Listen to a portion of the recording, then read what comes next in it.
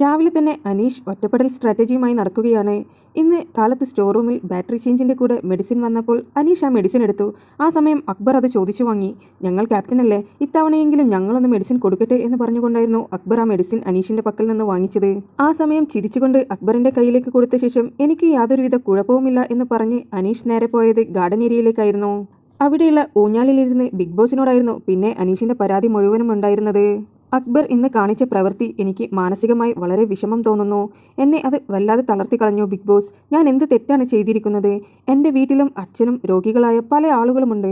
അവർക്കെല്ലാം ഈ കാലം അത്രയും ഞാനാണ് മെഡിസിൻ എല്ലാം കൊടുത്തത്. ഞാൻ ഇതെല്ലാം എൻ്റെ മനസ്സിൽ നിന്ന് ചെയ്യുന്ന കാര്യങ്ങളാണ്. എന്താണ് ഞാനൊന്ന് മെഡിസിൻ കൊടുത്തു കഴിഞ്ഞാൽ ഇവിടെ ആകാശം വല്ലതും താഴേക്ക് വീഴുമോ? ഇവർക്കൊക്കെ എന്താണ് പ്രശ്നമെന്നൊക്കെയായിരുന്നു അനീഷ് പറഞ്ഞുകൊണ്ടിരുന്നത്. എന്തൊരു മനുഷ്യനാണ് അക്ബർ! എനിക്ക് മെഡിസിൻ കൊടുക്കുവാനുള്ള അവകാശമാണ് അവൻ നിഷേധിച്ചിരിക്കുന്നത്. ഈ ക്യാപ്റ്റന്മാർ തന്നെയായിരുന്നു എന്നോട് സ്റ്റോർ റൂമിലേക്ക് പോയി എല്ലാ സാധനങ്ങളും എടുക്കുവാൻ പറഞ്ഞത്.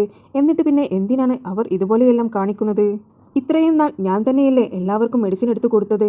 അപ്പോൾ അതുപോലെ തന്നെ ആയിക്കോട്ടെ എന്ന് അവർക്ക് കരുതിയാൽ പോരെ? ഈ പറഞ്ഞുകൊണ്ട് നിൽക്കുന്നത് അക്ബർ കേട്ടു. അങ്ങനെ പിന്നെ അനീഷ് അവിടെ നിന്ന് എണീറ്റ് പോവുകയായിരുന്നു. അനീഷ് എണീറ്റ് പോയതിനു ശേഷം അക്ബർ അവിടെ ഇരുന്നു കൊണ്ട് പറയുകയായിരുന്നു, എന്തൊരു മനുഷ്യനാണ്, എന്തൊക്കെയാണ് ഈ പറയുന്നത്? ഇതൊക്കെ ഇത്രയ്ക്കും സീനാക്കേണ്ട കാര്യമുണ്ടോ? അങ്ങനെ നെവിൻ അക്ബറിന്റെ അടുത്തേക്ക് വന്നപ്പോൾ നെവിനോട് അക്ബർ പറഞ്ഞു, ഇത്രയും നേരം അനീഷേട്ടൻ ഇവിടെ ഇരുന്ന് മെഡിസിൻ കാർഡ് എടുത്തുകൊണ്ട് നിൽക്കുകയായിരുന്നു. ഇന്ന് പുള്ളിക്കാരൻ്റെ കയ്യിൽ നിന്ന് ഞാൻ മെഡിസിൻ വാങ്ങിച്ചതിന് പുള്ളിക്കാരൻ അത് ഭയങ്കര ഹേർട്ടായി. സ്റ്റോർ റൂമിന്റെ ബെല്ല് അടിച്ചവിടെ തന്നെ അനീഷേട്ടൻ സ്റ്റോർ റൂമിലേക്ക് ഓടിയിരുന്നു. പിന്നാലെ ഞാനും പോയിരുന്നു. ആ സമയം അനീഷേട്ടൻ മെഡിസിൻ എടുത്തപ്പോൾ അനീഷേട്ടൻ്റെ അടുത്തേക്ക് ഞാൻ ചെന്നപ്പോൾ എന്നോട് പറഞ്ഞു അക്ബറിനുള്ള മെഡിസിൻ ഒന്നുമില്ല എന്ന്. അപ്പോൾ ഞാൻ പറഞ്ഞു, ഞാൻ ക്യാപ്റ്റനാണ്, ആ മെഡിസിൻ ഇങ്ങ് തന്നേക്ക്, എല്ലാവർക്കും ഞങ്ങൾ ഡിസ്ട്രിബ്യൂട്ട് ചെയ്തോളാം എന്ന് പറഞ്ഞുകൊണ്ട് വാങ്ങിക്കുകയായിരുന്നു. ആ സമയം ഒരു പ്രശ്നവുമില്ലാതെ ഇരുന്ന ആൾ പിന്നെ ഞാൻ കാണുന്നത് ഇവിടെ വന്നിരുന്ന് ഒറ്റയ്ക്ക് സംസാരിക്കുന്ന അനീഷേട്ടനെയാണ്. പുള്ളിക്കാരൻ രോഗിയായ അച്ഛൻ്റെ കാര്യങ്ങളെല്ലാം പറയുന്നുണ്ട്. എന്തിനാണ് പുള്ളിക്കാരൻ ഇങ്ങനെ നാട്ടുകാരെ പറ്റിച്ചുകൊണ്ട് നിൽക്കുന്നത്? ഇതൊക്കെ പ്രേക്ഷകർക്ക് മനസ്സിലാവില്ലേ എന്നായിരുന്നു നെവിനോട് ചോദിച്ചത്. ആ സമയം നെവിൻ പറഞ്ഞു, അതെല്ലാം പ്രേക്ഷകർ മനസ്സിലാക്കിക്കോളുമെന്ന്. അങ്ങനെ ഇവർ സംസാരിച്ചുകൊണ്ട് നിൽക്കുമ്പോൾ ക്യാമറ ഫോക്കസ് അക്ബറിന്റെ നേരെ തിരിഞ്ഞത് നെവിൻ കണ്ടു. നെവിൻ പറഞ്ഞു, ഇപ്പോൾ ക്യാമറ നിന്നെയാണ് ഫോക്കസ് ചെയ്തുകൊണ്ട് നിൽക്കുന്നത് എന്ന്.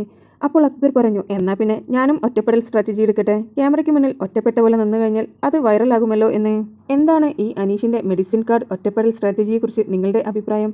അനീഷ് മെഡിസിൻ കൊടുക്കുകയും നാളെ പ്രശ്നം വന്നു കഴിഞ്ഞാൽ നിങ്ങൾക്ക് എല്ലാവർക്കും മെഡിസിൻ എടുത്തു തരുന്നത് ഞാനാണെന്ന് വിളിച്ചു പറയുന്ന ഒരു വ്യക്തി കൂടിയാണ്.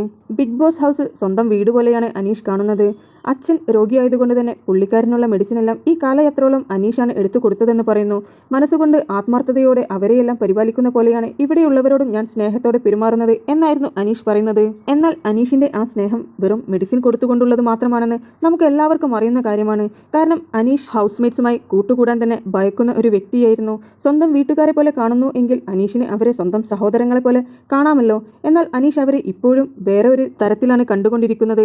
അവരെ ഒട്ടും അടുപ്പിക്കാത്ത ഒരു വ്യക്തി തന്നെയാണ് അനീഷ്. പിന്നെ ഈ മെഡിസിന്റെ കാര്യം മാത്രം വരുമ്പോൾ എങ്ങനെയാണ് മറ്റുള്ള ഹൗസ്മേറ്റ്സ് അനീഷിനെ അംഗീകരിക്കുക? എന്തായാലും ഇപ്പോൾ അനീഷിന്റെ പുതിയൊരു സ്ട്രാറ്റജിയാണ് ഒറ്റയ്ക്ക് സംസാരിക്കുക എന്നുള്ളത്. അതും ബിഗ് ബോസിനോട് പരാതി പറഞ്ഞുകൊണ്ടിരിക്കുകയാണ്. ക്യാമറ ഫോക്കസ് തനിക്ക് ഉണ്ട് എന്നുള്ളത് വ്യക്തമാക്കിക്കൊണ്ടാണ് അനീഷ് ഈ സംസാരിച്ചുകൊണ്ട് നിൽക്കുന്നത്. അനീഷിന് നന്നായി അറിയാം ക്യാമറ ഫോക്കസ് ഉണ്ടെങ്കിൽ തീർച്ചയായും ഇത് പ്രേക്ഷകരുടെ മുമ്പിലേക്ക് എത്തുമെന്നുള്ളത്. എന്തായാലും അനീഷിന്റെ ഈ സ്ട്രാറ്റജി എത്ര കാലം പോകുമെന്നുള്ളത് ഇനി കണ്ടറിയാം. നിങ്ങൾക്ക് ബിബിയുടെ പുതിയ അപ്ഡേറ്റ്സ് അറിയുവാൻ താല്പര്യമുണ്ടെങ്കിൽ എൻ്റെ ചാനൽ സബ്സ്ക്രൈബ് ചെയ്ത് സപ്പോർട്ട് ചെയ്യുക.